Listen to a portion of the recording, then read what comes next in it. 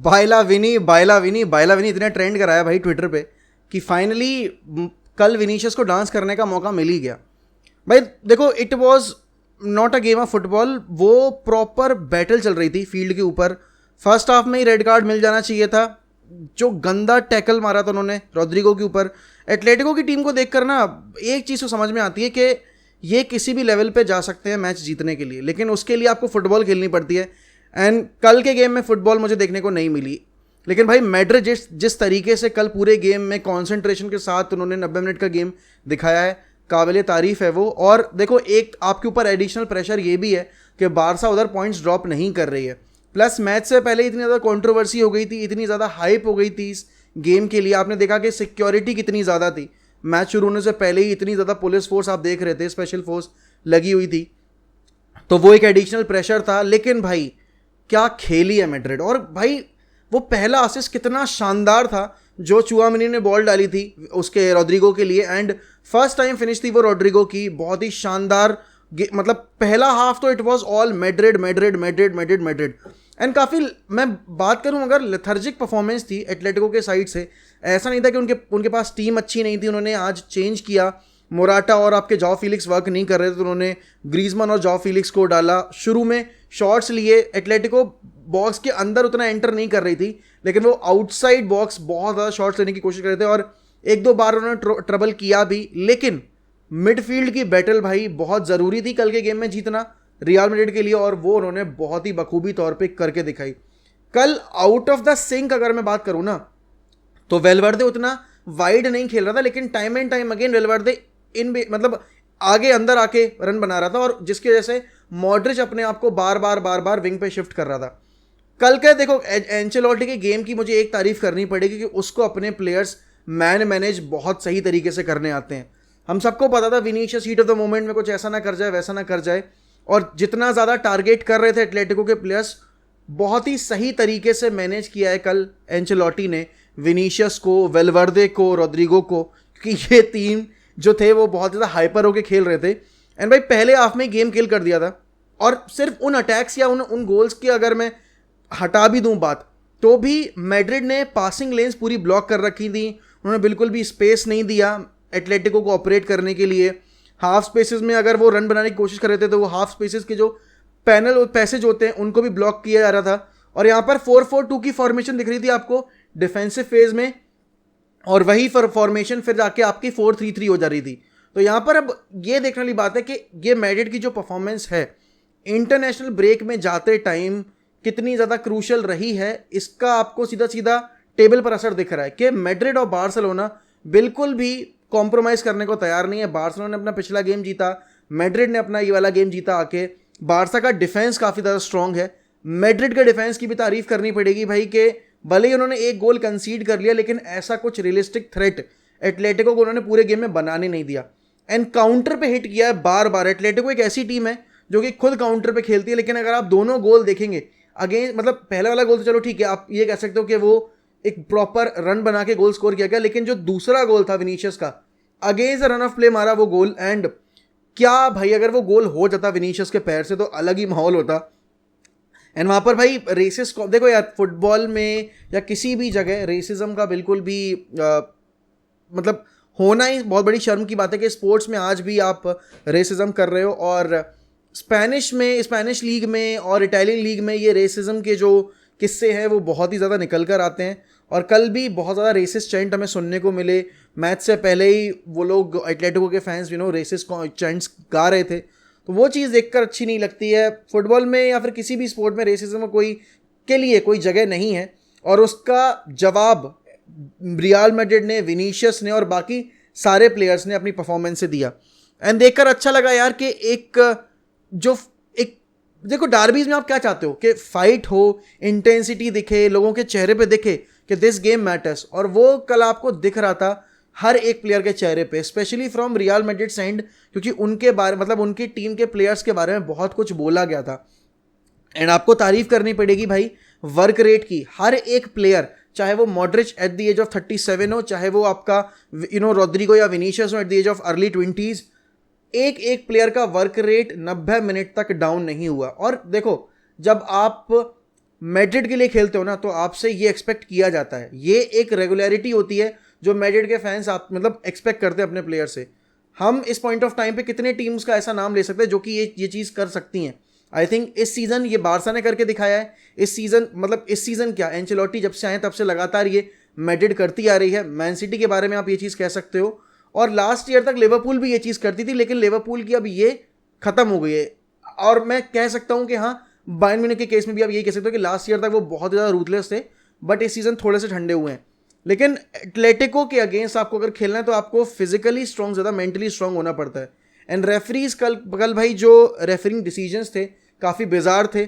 एक clean tackle मारा था भाई फर्लैंड मेंडी ने, उस पर येलो कार्ड दिया, लेकिन एक जो प्रॉपर रेड कार्ड चैलेंज था उसको सिर्फ येलो कार्ड देकर छोड़ दिया गया, उसको कंसल्ट भी नहीं किया गया भाई VAR पे जाके।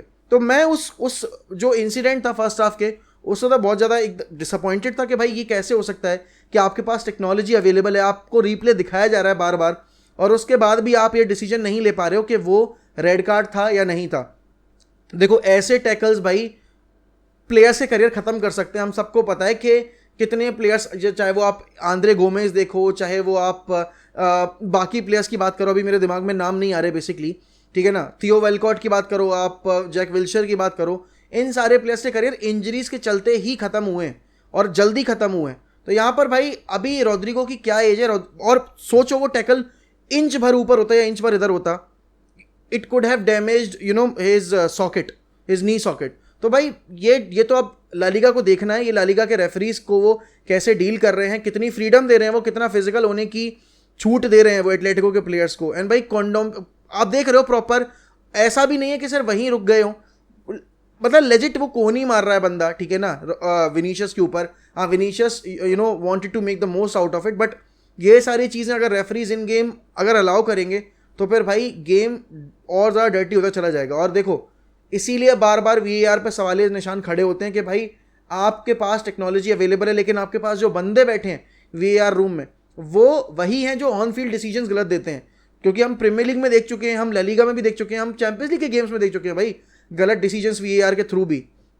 लेकिन कल अगर मुझे एक प्लेयर चुनना हो भाई कि एक प्लेयर जो सबसे बेहतरीन खेला, तो आई वुड से कि एक तो चुआमेनी हो गया आपका, और दूसरा मैं नाम लेना चाहूँगा भाई जितना प्रेशर था उसके ऊपर, विनीशियस के ऊपर, तो मैं विनीशियस का नाम ज़रूर लूँगा। क्योंकि देखो आपके ऊपर सबकी निगाहें थी, आपको ऑलरेडी ज़्यादा इतना माइक्रो मॉनिटर किया जा रहा था मीडिया के थ्रू और ऑपोजिशन फैन बेस के through. Vinicius came out as, मतलब मैं क्या कहूँ, one of the best player, ठीक है ना। एंड भाई पैशन दिखता है यार जब Valverde is going to be Real Madrid's future captain, कोई डाउट ही नहीं है उसमें। आप देखो कि रैमोस के बाद आपको कौन सा ऐसा कैरेक्टर दिखता है जो कि मैड्रिड के जर्सी को पहनते में एज अ वॉरियर लड़ाई करने को तैयार रहता हो। आई थिंक इट इज़ वेलवर्दे, या फिर आप डेविड आल्बा का भी नाम ले सकते हो, but वेलवर्दे is that one player भाई जो कि लड़ सकता है 10 बंदों से अकेला भी। अगर वो मैड्रिड के, अगर उसको आप मैड्रिड का आर्मबैंड पहनते देखोगे ना अगले 1-2 साल में, तो शौक मत होना, because he deserves to be there. And मैंने तो बहुत सारे लोगों ने मुझसे पूछा भी था कि यार कौन सा ऐसा एक प्लेयर होगा जो आप चाहते हो कि आ जाए यूनाइटेड में आंख बंद करके मैड्रिड से। मैंने उस टाइम भी वेलवर्दे का ही नाम लिया, because he is that one player जिससे आप कमिटमेंट की, वर्क रेट की, और ऐसा नहीं सिर्फ ये पैशन वाली चीज़ें, आप उसका इन गेम ट्रांजिशन देखो कि सीजन दर सीजन कैसे इंप्रूव हुआ है। लास्ट सीजन जब एंचेलोटी आए थे तब यही कहा जा रहा था कि भाई नहीं एंचेलोटी यूज़ नहीं करें, क्योंकि इनिशियली वेलवर्दे को इतना इन्वॉल्व नहीं किया जा रहा था। लेकिन उसके बाद फिर वेलवर्दे को जिस तरीके से इनहेरिट किया गया और जितने क्रूशियल मैचेस में वेलवर्दे को यूज़ किया गया, चाहे वो PSG के अगेंस्ट हो, चाहे वो मैन सिटी के अगेंस्ट हो, चाहे वो फाइनल में हो लिवरपूल के अगेंस्ट जब उन्होंने असिस्ट दिया था, पूरे थ्रू आउट द कैंपेन वेलवर्दे को बहुत सही तरीके से यूज़ किया गया है। तो एक अच्छे मैनेजर की यही पहचान है कि वो प्लेयर्स को किस तरीके से यूज़ करता है। एंड आप विनीशियस का अगर आप इंप्रूवमेंट देखो, आप रॉड्रिगो का इंप्रूवमेंट देखो, हर एक प्लेयर को बहुत हद तक इंप्रूव किया कार्लो एंचेलोटी ने। और वो इन गेम बातें करके नहीं होता है, वो आपको मैनेज करके करवाना पड़ता है। क्योंकि जिस तरीके का एक रिफ्ट, मतलब रिफ्ट तो नहीं कहूँगा मैं, मिसअंडरस्टैंडिंग थी बिटवीन बेंजेमा एंड विनीशियस, वो बिल्कुल दूर कर दी। और उसके बाद आपने देखा कि भाई विनीशियस और बेंजेमा की जोड़ी कितनी खतरनाक है। एक चीज़ की तारीफ करूँगा मैं कि हम हमेशा ये बोल रहे थे कि भाई बिना बेंजेमा के क्या होगा, बिना बेंजेमा के क्या होगा, बिना बेंजेमा के क्या होगा। अभी लगातार हर एक गेम में मैड्रिड ने बिना बेंजेमा के ही परफॉर्म करके दिखाया है। और आई थिंक अब ये प्लेयर्स समझ चुके हैं कि एक प्लेयर के ऊपर रिस्पॉन्सिबिलिटी देना या एक प्लेयर के ऊपर ओवर डिपेंडेंट होना हमारे सीजन को हैम्पर कर सकता है, और हमारे सिर्फ सीजन को नहीं, हमारी खुद की परफॉर्मेंसेस को भी हैम्पर कर सकता है।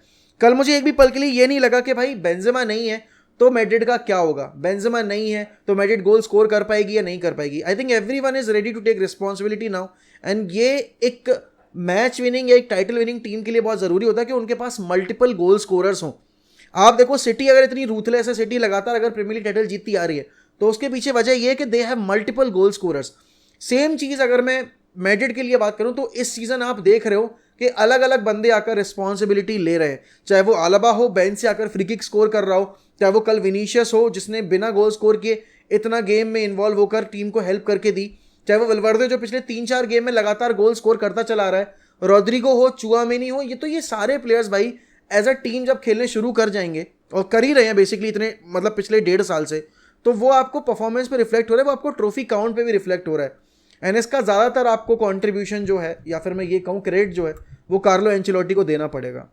तो मेरे लिए तो कल की विक्ट्री जो थी वो मोरल बेसिस पे बहुत ज़रूरी थी, because it was not just a football game, it was a fight against racism, it was a fight against those people who can't stand कि भाई अगर किसी एक प्लेयर का कलर कुछ अलग है, या फिर अगर वो किसी और कंट्री से आया तो वो हमारी कंट्री में आकर अपने मन मुताबिक सेलिब्रेट नहीं कर सकता, ये नहीं कर सकता, वो नहीं कर सकता। हाँ ठीक है, कोके के उस कमेंट को काफ़ी आउट ऑफ प्रपोर्शन भी लिया बहुत लोगों ने, लेकिन कल की विक्ट्री मैड्रिड के लिए मोरल बूस्ट बहुत ज़्यादा करेगी, क्योंकि ये पहला उनका रियल टेस्ट था ला लीगा में, और डार्बी जब आप जीतते हो भाई तो ऑब्वियस सी बात है आपका जो कॉन्फिडेंस है वो अलग लेवल पे अपलिफ्ट होता है, और उसमें जब आपके यंगस्टर्स ने आकर ऐसी परफॉर्मेंसेस दी हो तो भाई काबिल तारीफ। और एक चीज़ और बोलना चाहूँगा बिफोर एंडिंग दिस वीडियो, भाई कैसेमीरो के जाने का मुझे बिल्कुल भी असर नहीं दिख रहा मैड्रिड की मिडफील्ड पे। चुआमेनी ऐसे बिल्कुल फिट हो गया जैसे वो पता नहीं कितने टाइम से लगातार खेलता आ रहा हो। मतलब ये एक तारीफ करनी पड़ेगी हमें कि मैड्रिड ने पहले की तरह उल खर्ची नहीं की है, सिर्फ उन्हीं प्लेयर्स पे इन्वेस्ट किया है जो वाकई में टीम को इम्प्रूव करने वाले थे। एंड ये क्रेडिट आपका मैनेजर को जाता है, और खासकर आपके प्रेसिडेंट को जाता है कि वो ये वही प्रेसिडेंट है जो कि सिर्फ बड़े बड़े नाम लेकर आना चाहते थे एक टाइम पे, लेकिन जिडान के टेन्योर के बाद से ये पूरा जो एक परसेप्शन है वो चेंज हो गया है। Now he is focusing on building a team जो कि आगे जाकर मैड्रिड को कैरी कर पाए, मैड्रिड की लेगेसी को आगे बढ़ा पाए। और ये एक क्लब के लिए, क्लब प्रेसिडेंट के लिए बहुत ज़रूरी होता है कि वो कितना क्लियर है अपने आइडियाज़ में और अपनी फिलॉसफी में, और कैसे वो क्लब को आगे देखना चाहता है बढ़ते हुए।